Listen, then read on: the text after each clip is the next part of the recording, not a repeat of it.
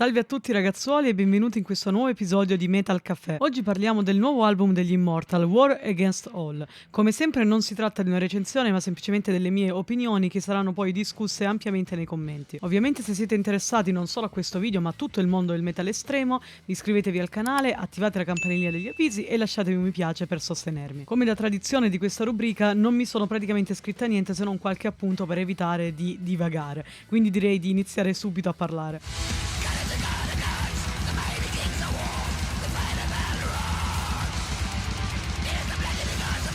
Gli Immortal sono tra quelle pochissime band che io ho sempre apprezzato, anche quando hanno avuto varie fasi di disgiunzione, insomma, dei membri, ovvero quando c'è stato appunto la fase con solo Abbat, quando c'è stata la fase in cui vi erano tutti e tre i membri principali, quando poi il batterista se n'è andato e adesso anche con Demonaz, che praticamente è il secondo capitolo, diciamo, della loro storia senza Abbat. Onestamente ho apprezzato anche il precedente disco, quindi a me fanno sempre abbastanza sorridere le critiche che vengono fatte agli Immortal, tra i quali cioè, si spaziano, no? Tra i due poli opposti, tra il fanno sempre gli stessi dischi e il ma Abbat senza Abbat non è la stessa cosa, e poi ci sono quelli là che appunto quando c'è stato il periodo solo con Abbat dicevano che Abbat aveva praticamente stravolto il sound degli Immortal. Insomma mi fanno sempre abbastanza sorridere, quando in realtà secondo me sono due membri che riescono a fare black metal bene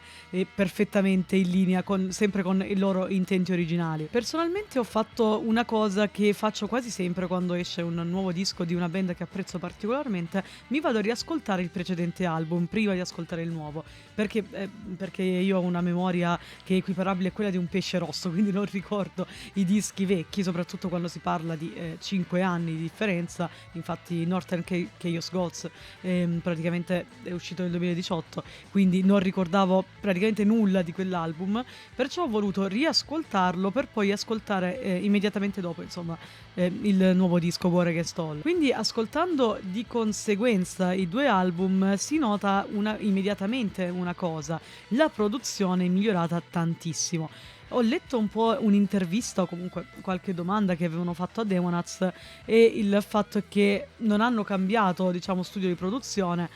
ma semplicemente non so cosa sia successo, ma è veramente tanto migliorata la produzione, probabilmente appunto anche l'esperienza del produttore, che tra l'altro dovrebbe essere il bassista degli Slade, che è sempre anche il bassista della formazione degli Immortal di adesso, insomma degli ultimi due album degli Immortal. Praticamente probabilmente ha migliorato il suo approccio alla band, è riuscita a farli esaltare ancora di più e si sente tantissimo. Vi assicuro che appena se voi interrompete l'ultimo brano di Northern Chaos Gods e fate ripartire War Against All, immediatamente sentite proprio la differenza, che non è enorme, però proprio è azzeccata. Cioè ci sono quelle venature di miglioramento che ti fanno apprezzare ancora di più il sound della chitarra fredda glaciale, come insomma piace a noi, anche se sostanzialmente War Against All riparte esattamente da dove il precedente terminava, quindi comunque il feeling è lo stesso, il mood è lo stesso, ma ci sono delle evoluzioni non solo per quanto riguarda la produzione non indifferenti, a mio parere. Ci sono dei riff veramente potenti, veramente evocativi, e non sono riuscita a trovare un riff che sia debole in tutto il disco, non c'è un punto debole in tutto il disco onestamente. E già a partire dalla title track, no? Da War Against All ci catapulta nell'atmosfera guerresca che ci vuole fare intendere, che poi si protrarrà per tutto il disco. C'è poi il brano No Sun, che secondo me ha tra i riff più belli dell'intero disco, in quanto si rifà moltissimo al riffing tipico dei Mayhem, dei primi Mayhem in particolare.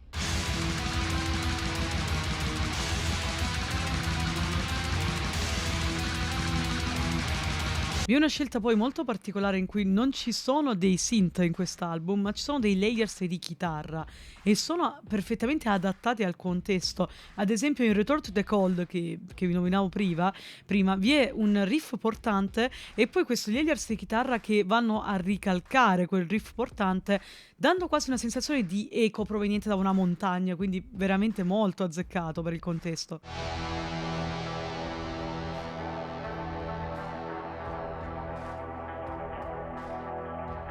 Vi è poi la strumentale Norlandir che prepara quasi, no, alla battaglia finale, cioè tipo un brano di intermezzo che fa riposare un po' le armi di guerra per poi prepararsi all'assalto finale. E ha questa atmosfera sognante, questa atmosfera di quasi malinconia, al tempo stesso molto vichinga come traccia, veramente magnifica, secondo me il tripudio di quello che abbiamo visto fino a quel momento. La strumentale è quindi secondo me l'apice del disco, il brano più lungo sicuramente, ma allo stesso tempo più incalzante, allo stesso tempo più coinvolgente dell'intero album. Questo non vuol dire assolutamente che gli altri brani siano da meno, però semplicemente questo va a ricalcare tutte le atmosfere che erano presenti nei precedenti brani e li va a far esplodere.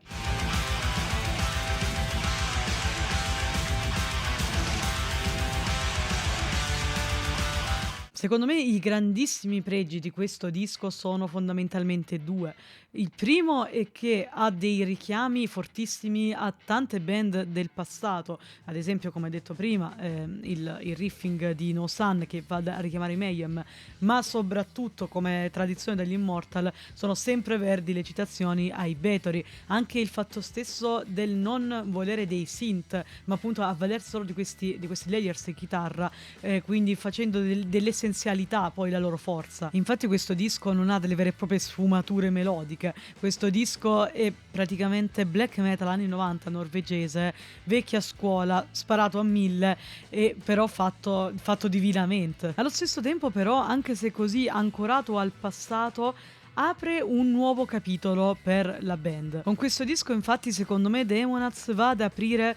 proprio un nuovo capitolo degli Immortal, che sebbene il precedente disco avesse accennato, seppure fosse un bell'album, non dico il contrario, ma era più che altro un limbo, no? Possiamo chiamarlo, una sorta di ponte di passaggio, con questo disco riesce ad aprire un nuovo e più agguerrito che mai capitolo della saga di Blashirk. Ovviamente io insomma attendo le critiche delle persone che diranno ma sono troppo simili agli album precedenti degli Immortal, che sono gli stessi poi che si lamentavano di quando Abbath aveva insomma un po' snaturato la vera essenza degli Immortal, ma perché sono persone fondamentalmente mai contente. A mio parere questo disco è un capolavoro, è un tripudio in musica e credo che quest'anno per adesso è l'album black metal puro ovviamente parlo, più bello che sia uscito, comunque più riuscito. So di non essermi dilungata tantissimo in questo video, ma il fatto è che gli Immortal, come vi ho detto, mi sono sempre piaciuti, non ho mai trovato questi grandi difetti neanche quando si sono sciolti, neanche quando hanno passato quel loro periodo un po' di oscurità appunto,